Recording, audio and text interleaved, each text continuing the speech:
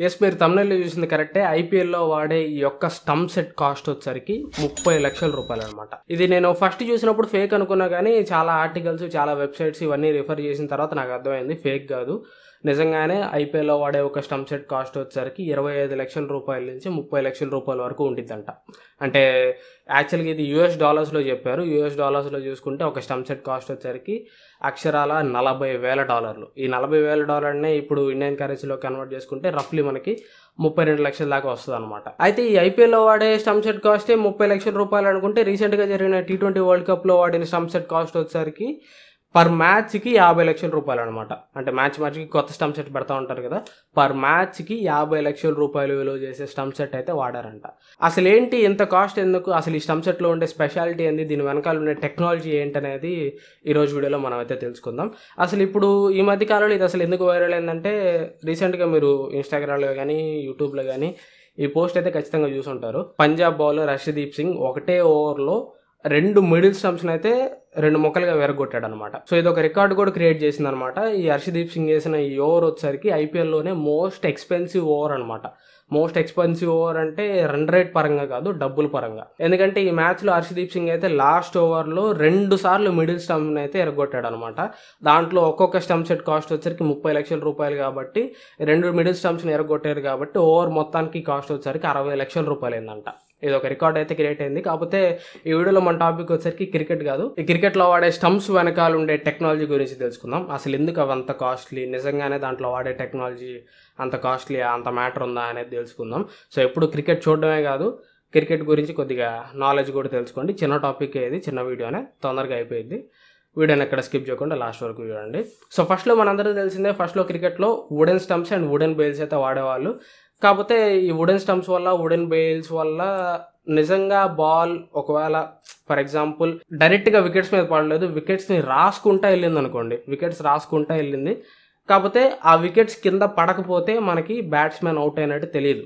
రాసుకుంటా వెళ్ళిద్ది okay, వికెట్కి తగిలిద్ది okay, కాకపోతే అది అవుట్ లాగైతే ప్రకటించరు. ఎందుకంటే వికెట్స్ అన్నీ కూడా చెక్ చెదరకుండా అంతే ఉన్నాయి, బెయిల్స్ అన్నీ కూడా అంతే ఉన్నాయి కాబట్టి అవుట్ డెసిషన్ అయితే ఇవ్వరు అనమాట.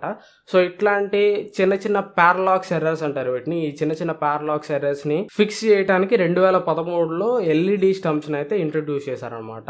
ఇప్పుడు ప్రజెంట్ మన ప్రతి క్రికెట్ మ్యాచ్లో వాడేది కూడా ఎల్ఈడి స్టంప్స్నే వాడతారు. సో ఈ వుడెన్ స్టంప్స్ తోటి కంపేర్ చేస్తే ఎల్ఈడి స్టంప్స్ వల్ల అడ్వాంటేజ్ ఏంటంటే ఈవెన్ బాల్ ఈ ఎల్ఈడి స్టంప్స్కి రాసుకుంటా వెళ్ళినా కానీ, అంటే డైరెక్ట్గా వికెట్స్ మీద పడకుండా రాసుకుంటా వెళ్ళినా కానీ డెసిషన్ మేకింగ్ అయితే ఈజీ అవుతుంది అనమాట. ఎందుకంటే రాసుకుంటా వెళ్తే ఎల్ఈడి లైట్ వెలిగిద్ది, రెడ్ లైట్ వెళ్ళగానే బ్యాట్స్మెన్ అవుట్. సో అట్లా డెసిషన్ మేకింగ్ని ఈజీ చేయడానికి ఎల్ఈడి స్టంప్స్ని అయితే ఇంట్రడ్యూస్ చేశారు. ఈ టెక్నాలజీ పేరు వచ్చేసరికి జింగ్ వికెట్ టెక్నాలజీ అంటారు. అసలు దీని వెనకాల ఉన్న టెక్నాలజీ ఏంటంటే సింపుల్ టెక్నాలజీ ఉంటుంది. మీకు ఫస్ట్ 3 స్టంప్స్ ఉంటాయి కదా, ఆ 3 స్టంప్స్లో వచ్చేసరికి ఒక మైక్రో ప్రాసెసర్ ఉంటుంది, ఎల్ఈడి లైట్స్ ఉంటాయి, అండ్ అట్లాగే ఒక మ్యాగ్నెటిక్ సెన్సార్ అయితే ఉంటుంది. అండ్ స్టంప్స్ పైన 2 బెయిల్స్ పెడతారు కదా, ఈ 2 బెయిల్స్ అయితే కీ రోల్ అయితే ప్లే చేస్తాయని చెప్పొచ్చు. ఫస్ట్ ఈ బెయిల్స్ వర్క్ కావడానికి ఒక లో వోల్టేజ్ బ్యాటరీ ఉంటుంది, దాంతోపాటు ఎల్ఈడి లైట్స్ ఉంటాయి, దాంతోపాటు ఒక మ్యాగ్నెటిక్ సెన్సార్ అయితే దీంట్లో కూడా ఉంటుంది. ఎప్పుడైతే ఈ 2 బెయిల్స్ ఈ 3 వికెట్స్ మీద మ్యాగ్నెటిక్ అటాచ్ చేసి అట్లా దాని మీద కూర్చోబెడతారో అప్పుడు స్విచ్ అయితే మీకు ఆఫ్లో ఉంటుంది అనమాట. 2 మ్యాగ్నెట్స్ మీకు అటాచ్ అయి ఉంటాయి కాబట్టి స్విచ్ అయితే మీకు ఆఫ్లో ఉంటాయి, ఎల్ఈడి లైట్స్ అయితే ఆఫ్లో ఉంటాయి.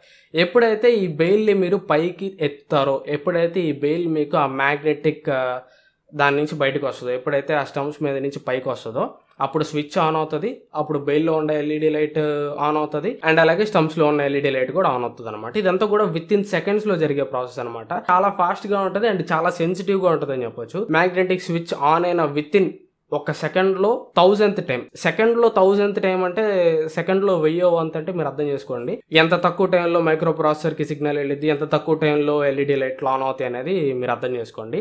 అంత ఫాస్ట్గా డెసిషన్ అయితే మనకి తెలుస్తుంది అనమాట. Simple technology. బెయిల్లో వచ్చరికి ఎల్ఈడి లైట్ ఉంటుంది, మ్యాగ్నెటిక్ స్విచ్ ఉంటుంది, స్టంప్స్లో వచ్చరికి మ్యాగ్నెటిక్ సెన్సార్ ఉంటుంది అండ్ ఎల్ఈడి లైట్ ఉంటుంది. ఎప్పుడైతే ఈ బెయిల్ కొద్దిగా కదిలిలాగానే ఆ వైబ్రేషన్ అంతా ఇది సెన్స్ చేసి ఆటోమేటిక్గా ఎల్ఈడి లైట్లు వెళ్తాయి. ఎంత సింపుల్ టెక్నాలజీకి 30 లక్షలు అవసరం అంటే యాక్చువల్లీ చెప్పాలంటే 30 లక్షలు అయితే అవసరం లేదు. మీ దగ్గర ఒకవేళ 2 పీసీబీలు 2 ఎల్ఈడి లైట్లు ఉంటే మీరు ఇంట్లోనే చేసుకోవచ్చు ఇది. కాకపోతే మరీ అంత ఫాస్ట్గా అంత యాక్యురేట్గా అయితే రాదు. మరి ఇంత ఫాస్ట్గా ఇంత యాక్యురేట్గా చేయాలంటే కొద్దిగా మీకు ఒక 50,000 నుంచి ₹1,00,000 వరకు అయితే ఖర్చు అవ్వచ్చేమో, కానీ మరీ 30 లక్షల రూపాయలు అయితే కాదు. అండ్ మోర్ ఓవర్ మనకి ఐపీఎల్లో వాడే స్టంప్స్లో కానీ, వరల్డ్ కప్లో వాడే స్టంప్స్లో కానీ మీకు మళ్ళీ ఒక స్టంప్ కెమెరా కూడా ఉంటుంది. ఆ స్టంప్ కెమెరా కూడా కొద్దిగా కాస్ట్ని అయితే యాడ్ చేస్తుంది. అండ్ దాంతోపాటు ఈ స్టంప్స్ అన్నీ కూడా కొద్దిగా మంచి బిల్డ్ క్వాలిటీతోటే ఉంటాయి.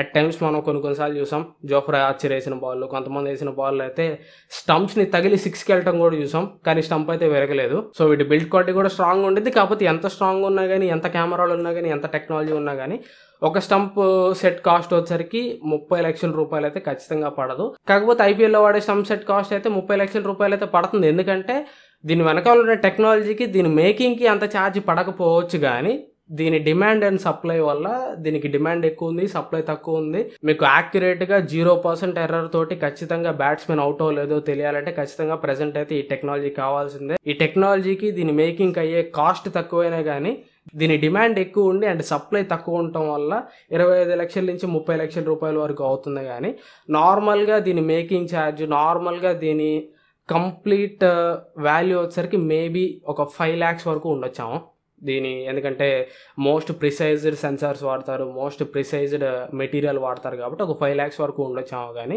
అండ్ ఇక్కడ నేను గూగుల్లో వెతుకుతున్నప్పుడు నాకు ఒక జింగ్ వికెట్ సెట్ అయితే కనిపించింది అనమాట. మరి ఇది 100% ప్యూర్ జింగ్ వికెట్ సెట్టా కాదా అనేది అయితే నాకు తెలియదు, నాకు కనిపించింది, మీకు చెప్తున్నాను. దీని ప్రైస్ వచ్చేసరికి $1960 ప్లస్ GST. ఆ GST ఎంత ఉండిద్దో మరి. ఈ $1960ని ఇండియన్ కరెన్సీలో కన్వర్ట్ చేస్తే దగ్గరగా 1,60,000 రూపాయల ప్రైస్ అయితే పడుతుంది అనమాట. మేబీ దీని మేకింగ్ ఛార్జ్ కూడా అంతే ఉండొచ్చు, 1,60,000 రూపాయలు, లేదంటే 1,00,000 రూపాయలు అయిపోయిద్దాం మేబీ. ఇది ఓవరాల్గా ఈ జింగ్ వికెట్ టెక్నాలజీ గురించి ఒక బ్రీఫ్ ఎక్స్ప్లెనేషన్ అయితే. ఈ వీడియో మీకు ఎంతో కొంత యూస్ఫుల్ అని అనుకుంటున్నాను. ఈ వీడియో ద్వారా మీరు ఏదో ఒక కొత్త విషయం నేర్చుకున్నారు అని అయితే అనుకుంటున్నాను. ఈ వీడియో మీకు నచ్చింది, యూస్ఫుల్ అయింది అనిపిస్తుంది అంటే మాత్రం ఖచ్చితంగా వీడియోని అయితే లైక్ చేయండి. అండ్ మీ క్రికెటింగ్ ఫ్రెండ్స్కి కూడా ఈ వీడియోని అయితే షేర్ చేయండి. వాళ్ళు కూడా వికెట్స్ గురించి, దాని వెనకాల ఉన్న టెక్నాలజీ గురించి తెలుసుకుంటారు. అండ్ ఈ వీడియో ద్వారా మీరు కానీ ఫస్ట్ టైం మన ఛానల్కి వస్తే ఛానల్లో ఉన్న అదర్ వీడియోస్ కూడా చూడండి. అదర్ వీడియోస్ కూడా మీకు యూస్ఫుల్ అవుతాయి అనిపిస్తే ఖచ్చితంగా ఛానల్ సబ్స్క్రైబ్ చేసుకొని సపోర్ట్ చేయడానికి ట్రై చేయండి. మళ్ళీ నెక్స్ట్ వీడియోలో కలుస్తాను. Thanks for watching. Bye bye.